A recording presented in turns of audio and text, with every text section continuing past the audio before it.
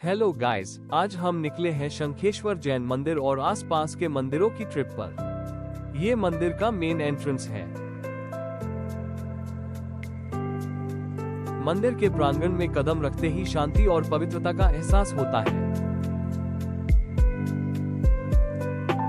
Marble architecture और शांति भरी vibes इस जगह को और भी दिव्य बनाती है।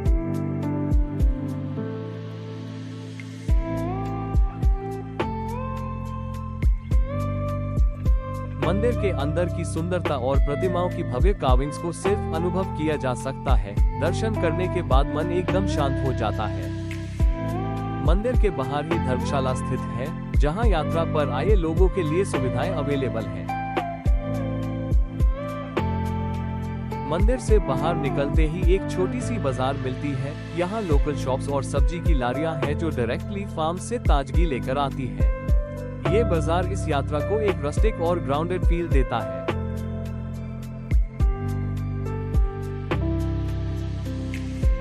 यहाँ सारे आइटम्स रीजनेबल प्राइसेस में आपको मिल जाते हैं और ये यहाँ की अच्छी बात है।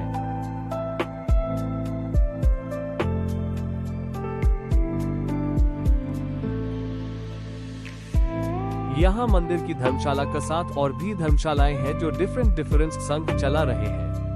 मंदिर के पास ही की एक स्ट्रीट में आपको बाकी धर्मशाला की तरफ जाने का रास्ता मिल जाएगा और नॉर्मली यहाँ का स्टे आपको 500 रुपए से लेकर 1500 रुपए तक मिल जाता है, डिपेंड्स ऑन रूम चॉइस।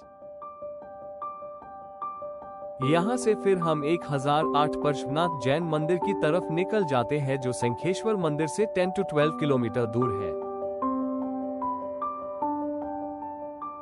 ये इस मंदिर का मेन एंट्रेंस है और ये मंदिर बिल्कुल मेन रोड पर सिचुएटेड है। यहाँ पार्किंग फैसिलिटी भी है। कार पार्क करके हम फिर मंदिर में प्रवेश के लिए चलते हैं। मंदिर के चारों तरफ 1008 छोटी छोटी प्रतिमाएं स्थापित हैं जो भगवान पार्श्वनाथ जी की अनंत महिमा को दर्शाती है।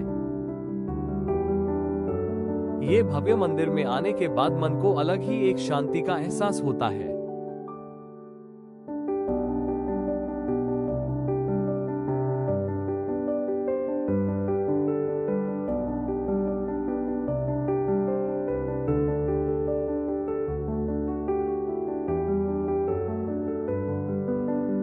अंदर आपको भगवान की प्रतिमा के सुंदर दर्शन हो जाएंगे और बेहतरीन कार्विंग्स देखने को भी मिलेगी।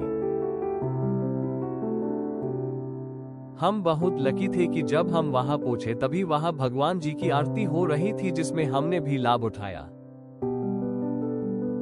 अंदर की कार्विंग और प्रतिमाएं देखकर मन एकदम शांत और फोकस्ड हो जाता है।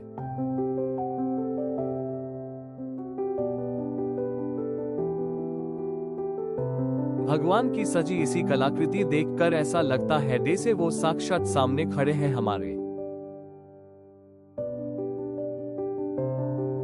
ये मंदिर बहुत शांत और खुले स्थान में है और अगर आप शांति की तलाश में हैं और भगवान के साथ जुड़कर कुछ समय बिताना चाहते हैं तो ये स्थान आपके लिए बहुत अच्छा हो सकता है।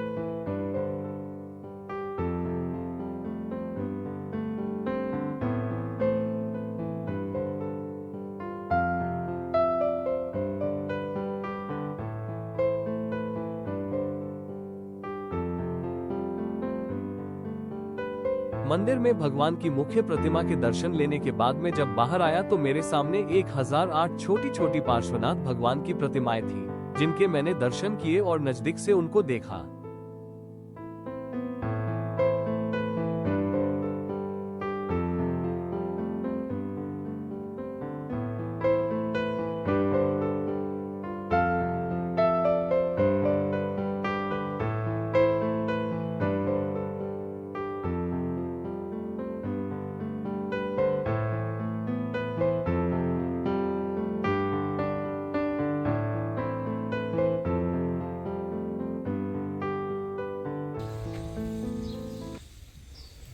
इन छोटे मंदिरों के ऊपर जो ध्वजा थी उनके साथ ही घंटी भी लगी थी जो हवा के कारण बहुत पीसफुल साउंड दे रही थी।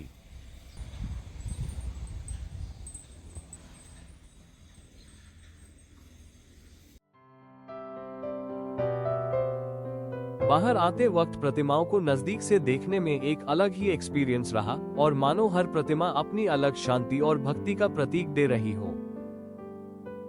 कुछ खास मेमोरीज के साथ मैं फिर मंदिर से बाहर आ जाता हूँ। इस मंदिर में भोजनशाला और धर्मशाला दोनों है। अगर आप रुकने का बहाने आते हैं तो आपको वो फैसिलिटीज मिल जाएगी। अभी हम पहुंचे कलश मंदिर। इसका भव्य रूप और शांत ऑरा दिल को अट्रैक्ट करता है।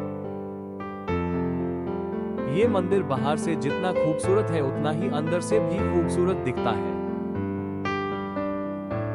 मंदिर के अंदर जो भगवान की मूर्तियां हैं वे बहुत ही प्यारी और वाइब्रेंट है। और यहाँ की कार्विंग्स, पेंटिंग्स और कारीगरी भी बहुत ही शानदार है।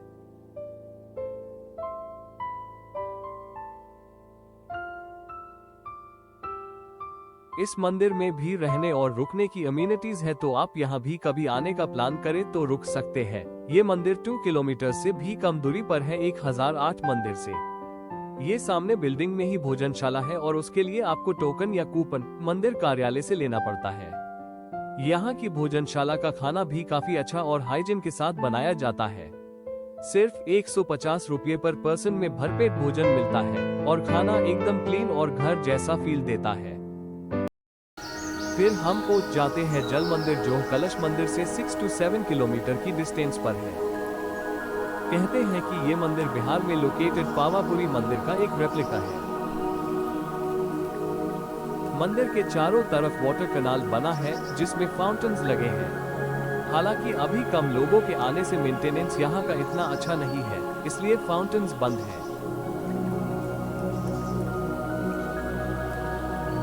मंदिर के अंदर शूट अलाउड नहीं था, इसलिए मैं अंदर से आपको मंदिर नहीं दिखा पाऊंगा।